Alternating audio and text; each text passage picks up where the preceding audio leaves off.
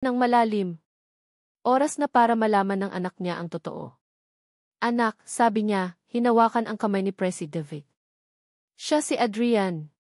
Siya ang papa mo. Natigilan si Presi David. Tumingin siya kay Adrian pagkatapos ay sa kanyang ina. Paulit-ulit. Ang tanong sa kanyang mga mata ay malinaw, totoo ba? Lumuhod si Adrian sa harap ni Presi David. Ang luha ay patuloy pa rin sa pagtulo. Totoo, anak. Ako ang papa mo. Patawarin mo si papa kung ngayon lang niya nalaman, kung ngayon lang siya nagpakita. Hindi alam ni Presi David ang gagawin. Ang alam lang niya, ang lalaking ito na umiiyak sa harap niya ay nagsasabing siya ang kanyang ama. Ang ama na matagal na niyang pinapangarap, ang ama na lagi niyang tinatanong sa kanyang ina kung nasaan. Biglang tumunog ang cellphone ni Jessa. Isang text message.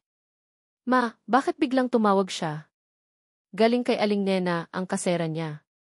Siya siguro ang tinutukoy na siya. Si Adrian. Marahil ay nagtanong ito kanina bago pa man niya makita si Presi David. Ang daming nangyari sa isang hapon lang.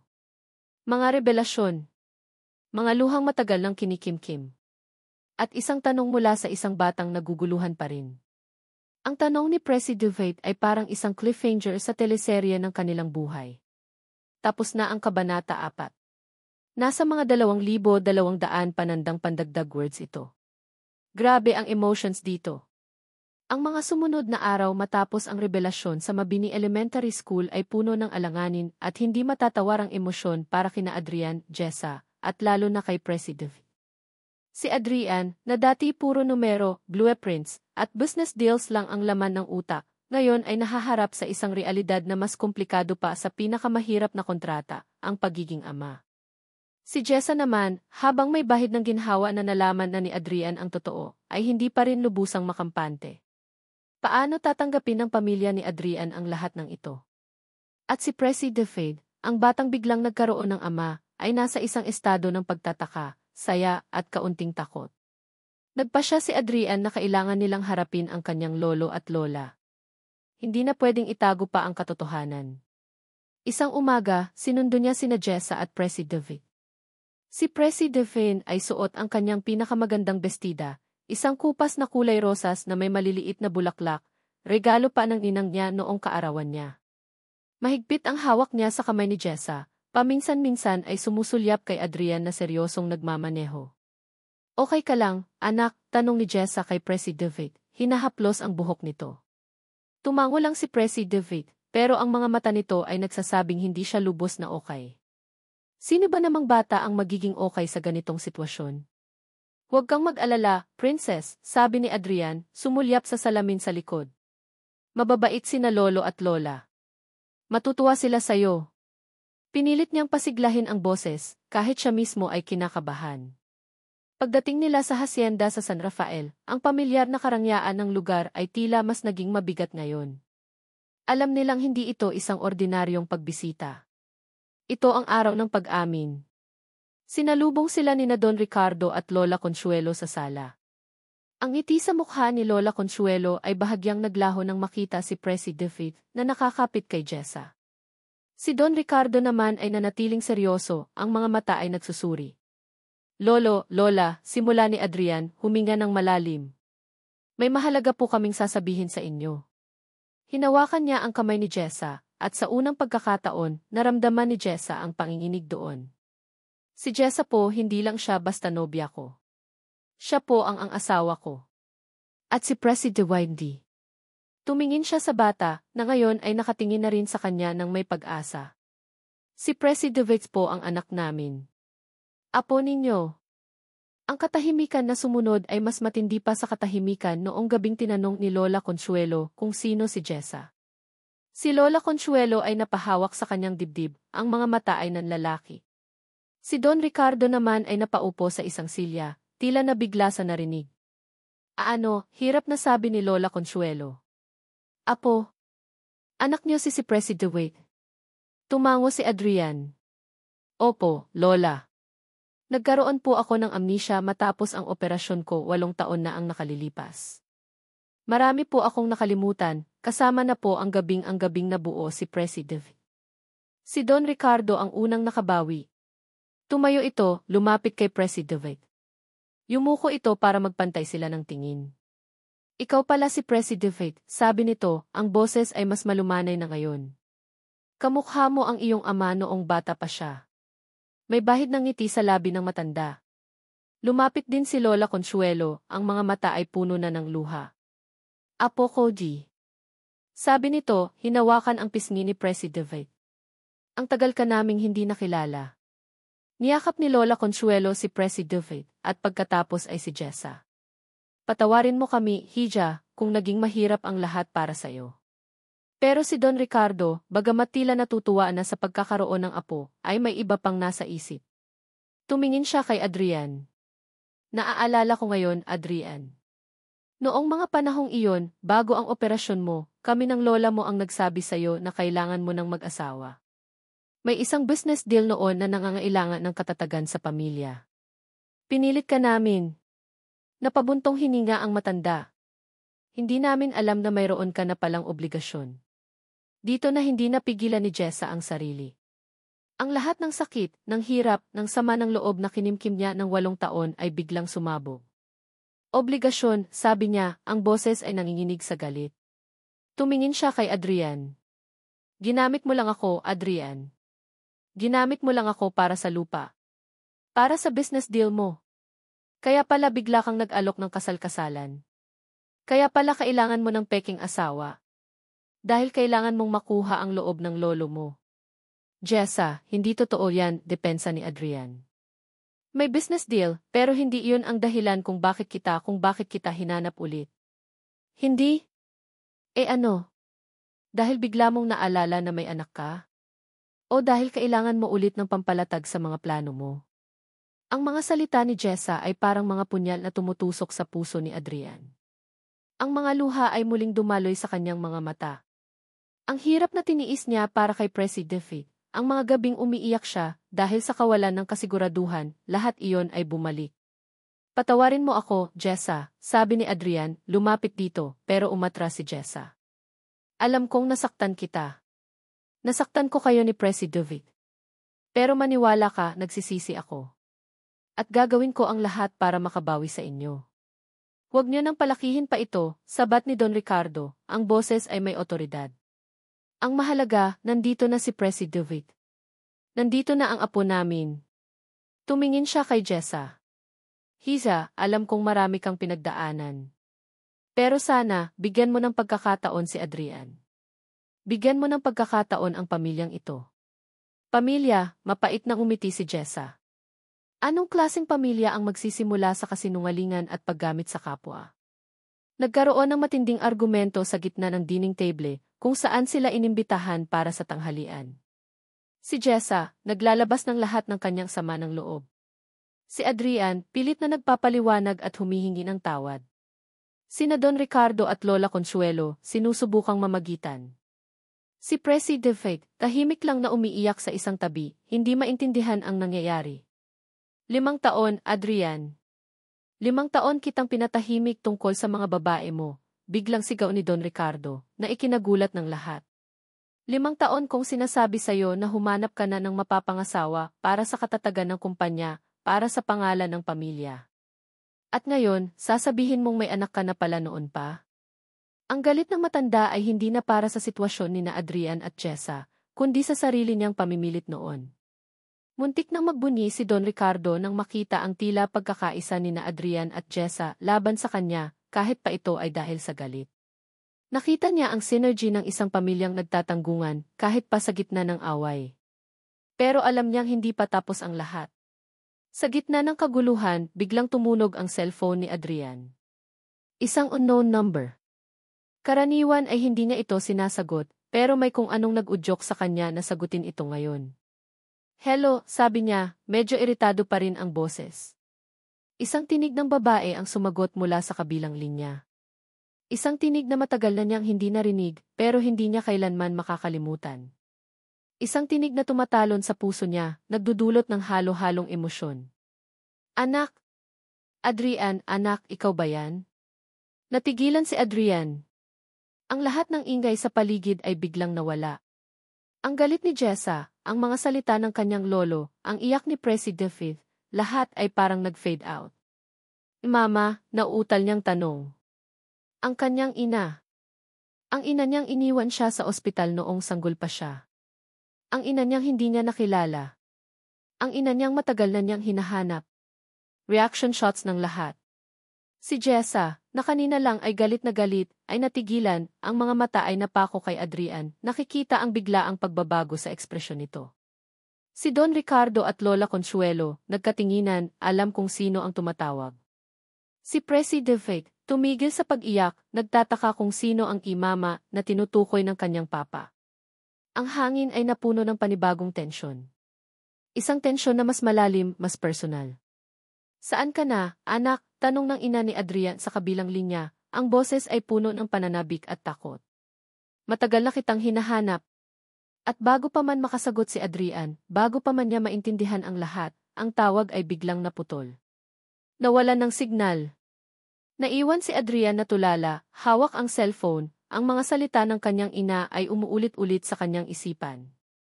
Saan ka na, anak? Ang araw na iyon, na nagsimula sa pag-amin ng isang lihim, ay nagtapos sa pagbubukas ng isa pang lihim. Isang lihim na mas matagal nang nakatago, mas masakit, at posibleng mas makapagpapabago sa takbo ng kanilang mga buhay. Ayan na po ang Kabanata 5. Sakto sa target word count na halos 3,000 words. Ang bigat ng mga eksena. Ang biglaang tawag mula sa ina ni Adrian ay nag-iwan ng malaking palaisipan at panibagong bigat sa kanilang lahat. Matapos ang nakakabinging katahimikan na dulot ng naputol na linya, si Adrian ay parang robot na nagpaalam sa kanyang lolo at lola. Kailangan niyang umuwi ng Maynila. Kailangan niyang mag-isip. Kailangan niyang hanapin ang ina niya. Si Jessa, kahit puno pa rin ang sama ng loob, ay hindi maiwasang makaramdam ng awa para kay Adrian. Nakita niya ang pagkabigla at sakit sa mga mata nito. Ang lalaking dati perpekto at kontrolado ang lahat sa kanyang paningin ay biglang naging marupok. Sa mga sumunod na araw, naging abala si Adrian sa paghahanap ng impormasyon tungkol sa kanyang ina. Nagpatulong siya sa mga koneksyon niya, naghalungkat ng mga lumang dokumento. Samantala, si Jessa naman ay bumalik sa dati niyang buhay sa Gearsheath. Mabini, sinusubukang ibalik sa normal ang lahat para kay Presi David, kahit alam niyang wala nang magiging normal pa. Isang hapon, habang nagtitinda si Presi David ng banana Q sa labas ng kanilang maliit na bahay, may tumigil na kotse. Si Adrian. Mukha itong pagod at mas matanda ng ilang taon. Jessa, pwede ba tayong mag-usap? Tanong nito, ang boses ay pagod. Pumasok sila sa loob ng bahay. Maliit lang ito pero malinis at maayos. Umupo si Adrian sa isang lumang silyang yanto. Nalaman ko na, sabi ni Adrian, walang paligoy-ligoy. Totoo ngang may brain tumor ako noon. At ang operasyon nagkaroon ng komplikasyon. Kaya pala may mga blanko sa alaala ko. Tumingin siya kay Jessa. At kaya pala hindi ko maalala ang gabing iyon. Ang gabing nabuo si Presi David at ang isa pa nating anak. Napayuko si Jessa. Ang sakit ay muling sumariwa. Pero may nalaman pa ako, patuloy ni Adrian. Ang tumor bumalik daw. O baka hindi naman talaga tuluyang nawala. Kailangan ko ulit magpa-check up. Baka kailanganin ko ulit ng operasyon. Natigilan si Jessa. Ang balitang iyon ay parang malamig na tubig na ibinuhos sa kanya. Galit siya kay Adrian. Nasaktan siya ng sobra. Pero ang isiping may sakit ito na posibleng mapahamak hindi niya kaya. Kailan ka magpapa-check up? Tanong niya, ang boses ay mahina. Bukas, sagot ni Adrian. Gusto sana kitang makasama kung papayag ka. Hindi agad nakasagot si Jessa. Sasamahan niya ba ang lalaking nanakit sa kanya? Ang lalaking nagpahirap sa kanya ng 8 taon. Pero siya rin ang ama ng kanyang anak. At sa kabila ng lahat, may bahagi pa rin sa puso niya na nagmamalasakit dito. Kinabukasan, magkasama silang pumunta sa isang malaking ospital sa Maynila. Si Jessa ay tahimik lang, pinagmamasdan si Adrian habang kinakausap nito ang mga doktor at nurses. Nakita niya ang takot sa mga mata nito, kahit pilit nitong itinatago. Matapos ang ilang oras na mga tests at konsultasyon, lumabas ang doktor. Ang balita, kailangan nga ni Adrian ng isa pang operasyon. Maselan daw ito, pero may pag-asa. Habang nag-aantay sila sa resulta ng iba pang test sa isang maliit na waiting area, doon sila nagkaroon ng pagkakataong mag-usap ng masinsinan. Walang galit, walang sisihan. Tanging pag-unawa at pagsisikap na ayusin ang mga nasira. Naaalala mo ba talaga yung gabing iyon sa fiesta? Tanong ni Jessa, ang boses ay halos pabulong. Umiling si Adrian. Mga pira-piraso lang, Jessa. Parang panaginip na hindi ko mahawakan. Pero ang nararamdaman ko, yung pakiramdam na kasama kita. Yun ang malinaw. Tumingin siya kay Jessa, ang mga mata ay puno ng pagsisisi. Patawarin mo ako kung naging duwag ako. Kung hindi kita agad hinanap. Kung hindi ko agad nalaman ang tungkol sa mga anak natin. Kinuwento ni Jessa ang lahat. Ang hirap ng pagbubuntis niya ng mag-isa. Ang sakit ng panganganak. Ang lungkot ng mawala ang isa nilang anak. Ang mga gabing umiiyak siya habang yakap-yakap si Presi David, nagtatanong sa Diyos kung bakit ganoon ang sinapit nila. Si Adrian ay tahimik lang na nakikinig, ang luha ay malayang dumadaloy sa kanyang mga pisngi. Bawat salita ni Jessa ay parang latigo na humahampas sa kanyang konsensya. May totoo ako, Jessa, sabi ni Adrian maya-maya, itinuro ang isang bahagi ng kanyang braso na natatakpan ng manggas ng polo. Itinaas niya ito at nakita ni Jessa ang isang maliit na tatoo, isang bulaklak. Isang bulaklak na sampagita, katulad ng bracelet na suot ni Jessa noong gabing iyon. Hindi ko alam kung bakit ko to pinatatoo noon. Basta isang araw, nagising na lang ako na gusto kong magkaroon ng ganito. Parang may kulang sa akin, at ito lang ang makakapagpaalala sa akin kung ano iyon. Napahawak si Jessa sa kanyang bibig. Ang tatoo.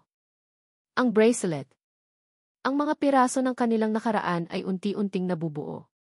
May iniwan akong singsing noon sa kwarto mo, sabi ni Jessa. Naalala ang isang mumurahing singsing na silver na may maliit na peking bato, ang tanging alahas na meron siya noon. Akala ko, babalikan mo. Akala ko, may ibig sabihin yun. Singsing, tanong ni Adrian, kumunot ang noo. Pilit niyang inaalala. Parang may naalala akong kumikinang sa ibabaw ng mesa. Pero masyadong malabo. Sa mga sandaling iyon, sa maliit na waiting area ng ospital, sa gitna ng amoy ng gamot at tila nagkaroon sila ng sarili nilang mundo. Isang mundo kung saan ang nakaraan at kasalukuyan ay nagtatagpo. Isang mundo kung saan ang sakit ay unti-unting napapalitan ng pag-unawa. Hindi nila namalayan ang oras. Maya-maya may kumatok sa pinto. Si Presi David may dalang-dalawang tasa ng kape. Pinayagan siyang pumasok ng nurse. Ma, papa, kape po, sabi nito, nakangiti. Ang ngiting iyon, para kay Adrian, ay mas mahalaga pa sa lahat ng yaman niya sa mundo. Kinuha nila ang kape. Si Presi Devane ay umupo sa pagitan nila. Tahimik silang uminom, ang bawat isa ay may kanya-kanyang iniisip, pero may isang bagay na nag-ugnay sa kanila, ang pag-asang magiging maayos din ang lahat. Unang beses, matapos ang 8 taon, nagkaroon ng totoong ngiti sa mga labi ni Jessa, habang pinagmamasdan sina Adrian at Presi David na nagkukulitan tungkol sa asukal sa kape. At sa hindi inaasahang pagkakataon, sa gitna ng tawanan at simpleng sandali, dahan-dahang lumapit si Adrian kay Jessa. Ang kanilang mga mata ay nagtagpo. At doon, sa harap ng kanilang anak, sa ilalim ng malamlam na ilaw ng ospital, hinalikan ni Adrian si Jessa.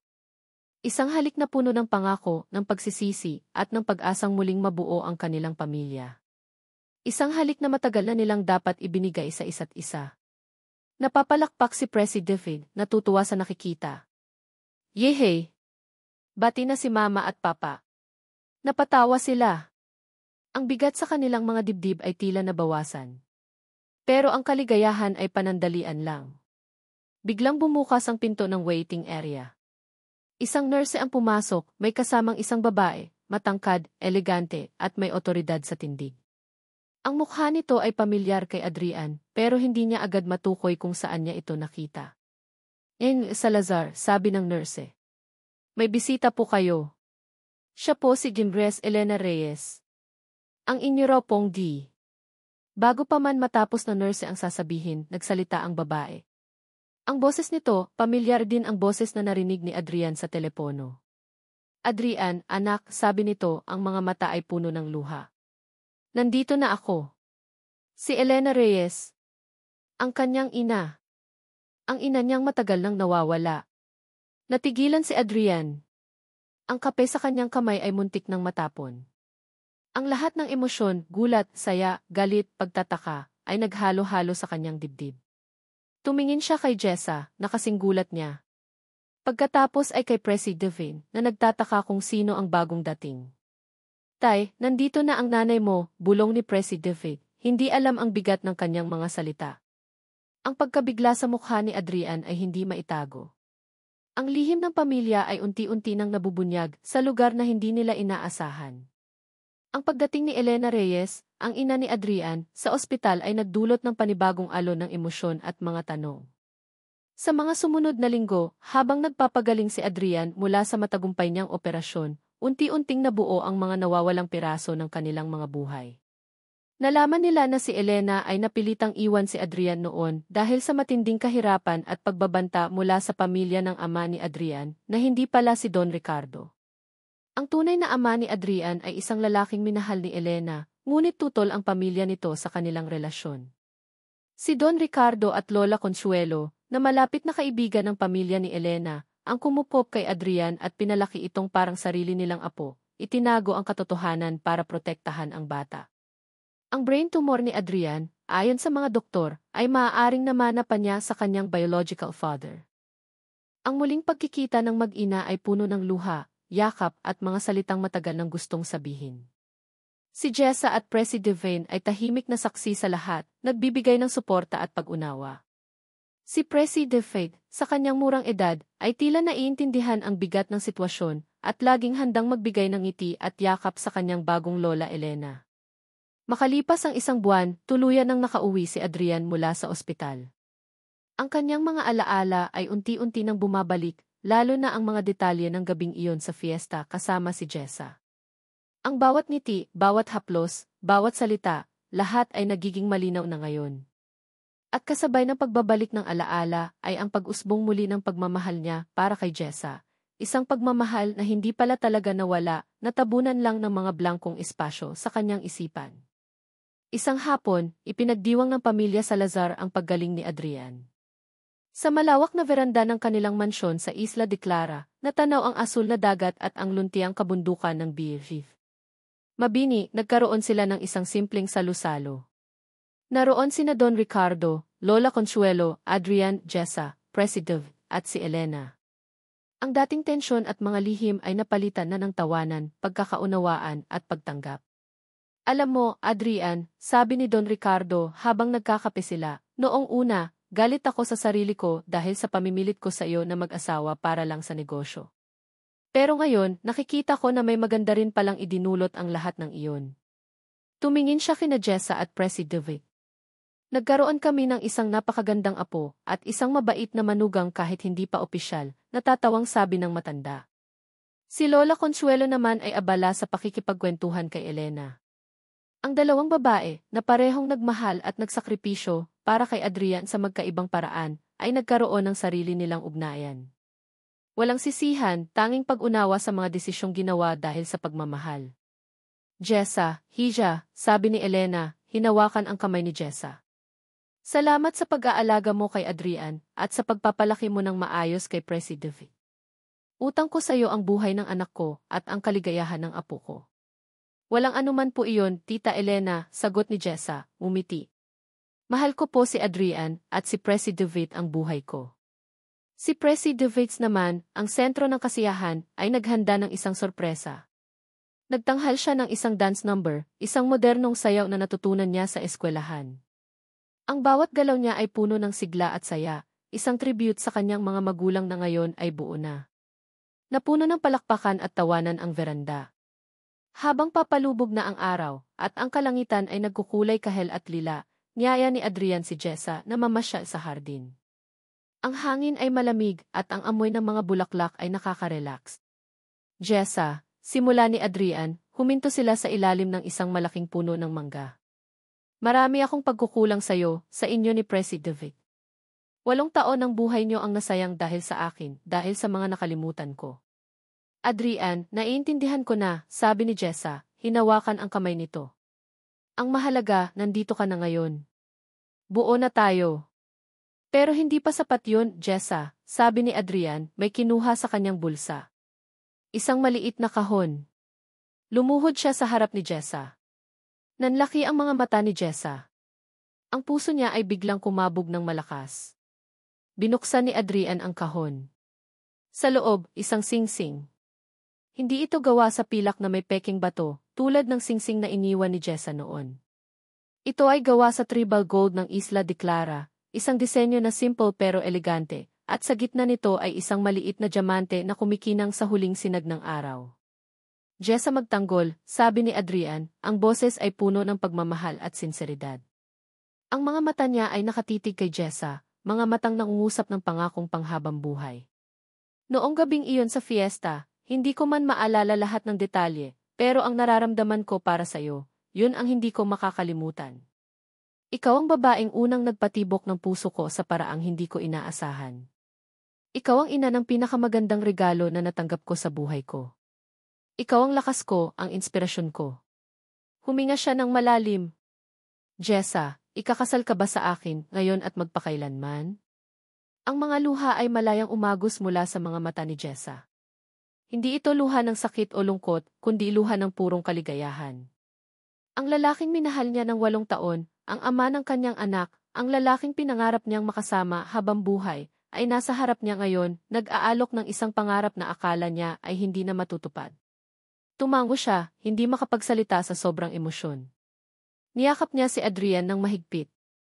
Adrian, sabi niya sa gitna ng mga tawa at luha. Pakakasalan kita. Wala nang iba pa.